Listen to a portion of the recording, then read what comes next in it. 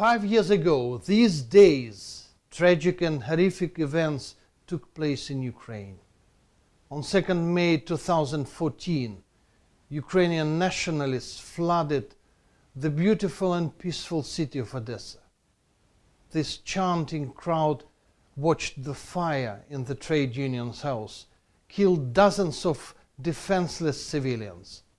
A few days later, on 9th May, the Great Victory Day, peaceful demonstrators were shot dead in Mariupol. Their memory should be honored. Those dark days have forever divided the lives of Odessa and Mariupol residents into before and after. The Maidan authorities pledged to prosecute the case and to bring the perpetrators to justice. Still, no adequate investigations into those heinous crimes have been pursued so far. I would like to emphasize that it has been 5 years, but the truth about those events remains obscure.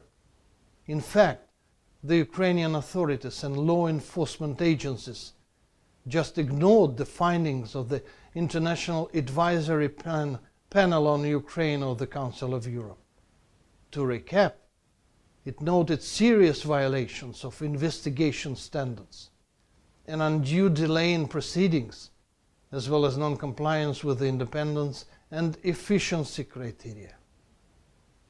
Kyiv apparently hopes that the world will forget about what happened. Human rights activists have long been sounding the alarm about the authorities covering up traces, bullying the witnesses who survived the tragedies and the journalists who are investigated into those cases. But friends and families of those killed and injured will never lose the memory of the events. And we also have no right to forget about them. That is why we constantly raise this issue in the OSCE. We will continue our efforts to make sure that Ukraine holds accountable the real responsible for those heinous events.